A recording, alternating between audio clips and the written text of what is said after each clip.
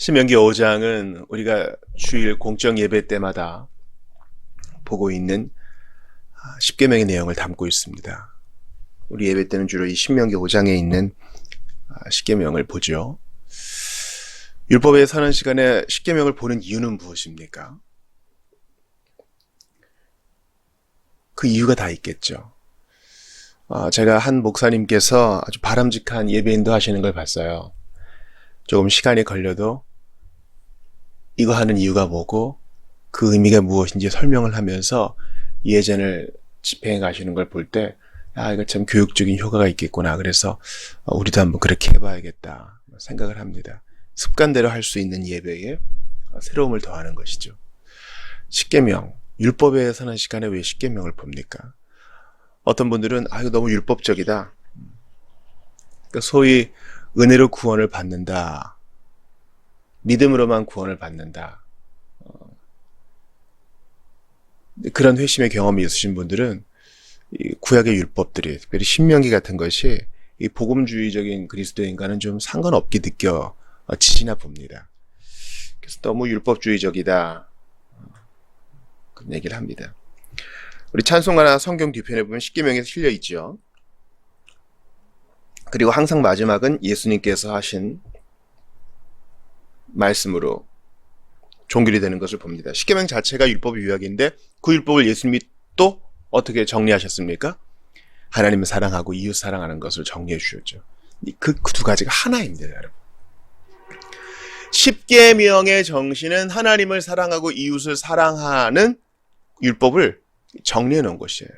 이후에 이어지는 신명기 설교들, 또 구약의 규례들은 다 이 십계명에 이제 종속되는 것이죠. 그럼 십계명을 왜 읽어요? 오늘 본문에 6절 보세요.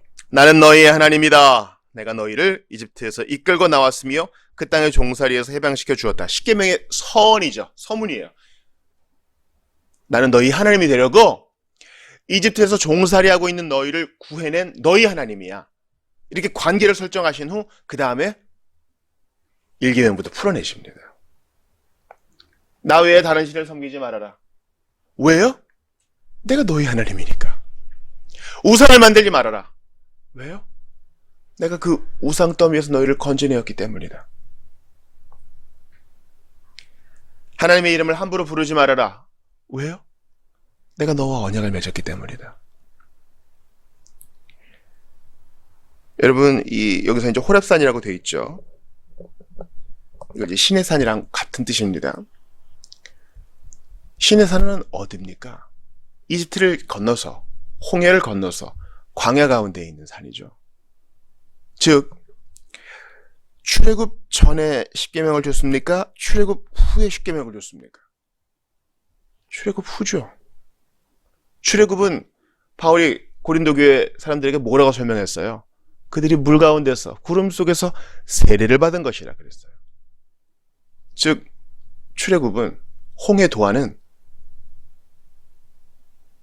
그들이 영적 출생, 거듭남이라고 볼 수 있는 것이죠. 그들이 이제 하나님 백성으로 선포됐어요. 그전에도 하나님 백성이었지만 이제 의식적으로 선포된 것입니다. 그럼 이제 주님이 이제 너희는 나의 백성이 되었으므로 나의 백성답게 살아야 할 법도를 알려주겠다. 한 거지가 한 나라 왕가의 입양이 됐어요. 그럼 어떻게 해야 됩니까? 깡통 버려야 되고 누더기 버려야 되고 몸 씻어야 되고 왕자답게 살아야 하는 것을 배워야 됩니다. 같은 이치죠. 옛날에 종살이 하던 버릇 다 고쳐야 돼요. 이집트에서 400년간 살았기 때문에 이집트에 온갖 우상이 찌들었을 거 아니에요. 여러분, 우리나라가 일본에 36년간 식민지 생활했죠. 그 영향이 지금까지 남아있어요. 그렇지 않습니까? 말에도 아직까지 일본 말들이 남아있죠. 일본의 잔재들이 있잖아요. 그런데 36년 전이라 그 수십 배에 해당하는 시간을 그들은 우상 더미 속에서 노예로 지냈어요. 그러니까 주님께서 하나님 백성의 삶의 규범을 이렇게 정해주시는 게 당연하지 않겠어요? 이제 거룩한 백성으로 살아야 되는데 어떻게 살아야 될지 알려주시는 게 당연한 거 아니겠어요? 그러니까 십계명은 우리를 향한 주님의 친절한 배려예요. 친절한 가르침입니다.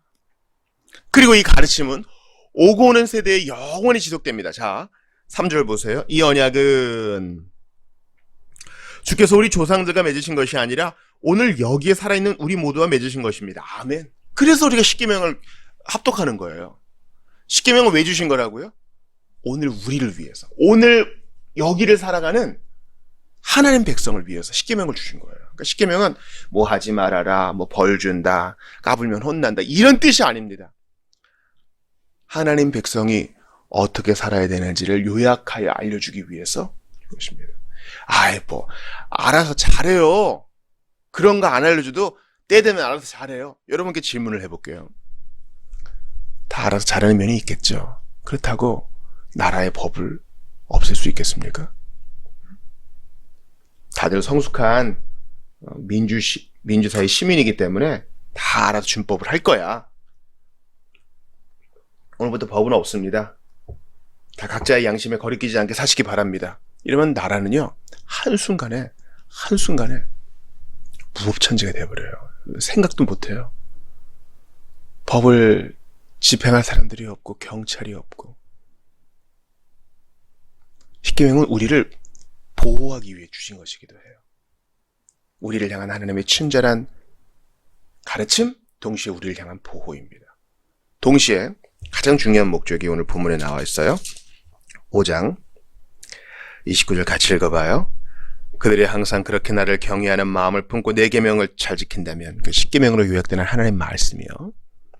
내 계명을 잘 지킨다면 그들과 그들의 후손들은 언제까지나 복을 받을 것이다. 아멘. 주님이 십계명 주신 목적은 하나님 백성을 어떻게 살아야 되는지 친절한 가르침과 우리를 향한 보호임과 아울러 우리가 복 주시려고 주신 거예요. 여러분 사실 이 십계명은요 우리가 당연히 해야 되는 거죠. 당연히 해야 되는 건데 이거 잘 지키면 주님이 복 주신대요. 작년부터 계속 우리에게 새벽 강단에 주시는 하나님 말씀이에요. 이건 선지자들도 얘기했고요. 계속 반복되는 말씀이죠. 뭐예요? 우리가 마땅히 해야 되는 거 하는데 주님은 그걸 공로로 여겨주셔서 상을 주신다는 거예요. 부모님들, 아이 키우셨던 분들도 키우시는 분들 아시죠? 또 어르신들도 알 거예요. 곧 명절인데요. 명절에 부모님 찾아뵙고 인사하는 거 당연한 일이죠. 그 당연한 일을 하는데도 고마워서 뭘 자꾸 주려고 그래요. 아이고 애들이 멀리서 왔는데. 이제 어린애들이 부모에게 주는 선물들은요 사실 돈의 가치로는 별로 얼마 안 되죠.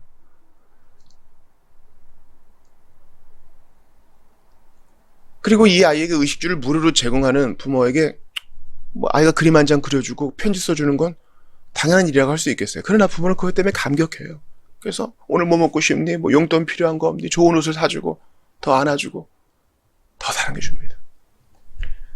우리가 마땅히 해야 될 일을 하는데 아주 냉혹한 부모처럼 너무 칭찬하지 마. 너무 칭찬하면 그 버릇돼. 이렇게 냉정한 부모처럼 하는 게 아니라 우리를 번쩍 안아서 우리에게 상 주시는 하나님. 우리 하나님은 좋은 분이세요. 냉혹한 부모 아니에요. 주님은 이러한 계명을 들어갈 땅에서도 지키라 하십니다. 31절 보세요. 너는 그것을 백성들에게 가르쳐서 내가 그들에게 유산으로 주는 땅에서 그것들을 지키며 살게 하여라. 이제 가나안에 들어갈 거를 말씀해 주시는 거예요. 너희 그 땅 들어가게 될 거예요. 좌로나 우로나 치우치지 말고 그대로 준수하여라.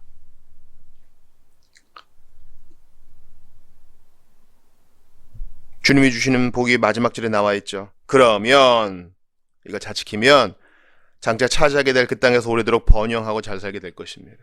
주님은 복 주시기 위하여 이 십계명을 주셨어요. 율법 전체를 주셨어요. 율법은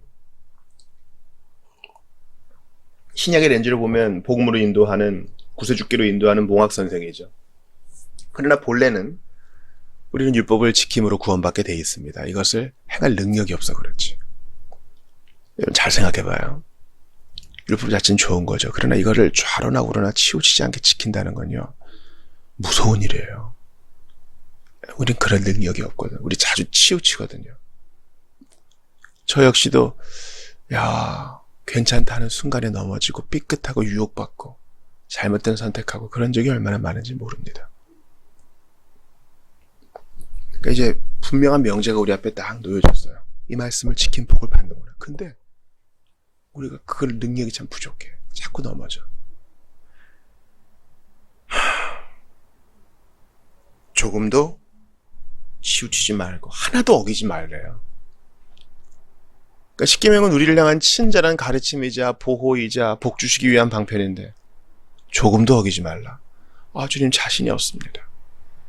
게다가 31절 다시 보세요. 29절 다시 보세요. 그들이 항상 그렇게 나를 경외하는 마음을 품고 내 계명 지킨다면, 그냥 계명만 지키는 게 아니에요. 항상 경외하는 마음을 품으래요. 항상이 또 걸려.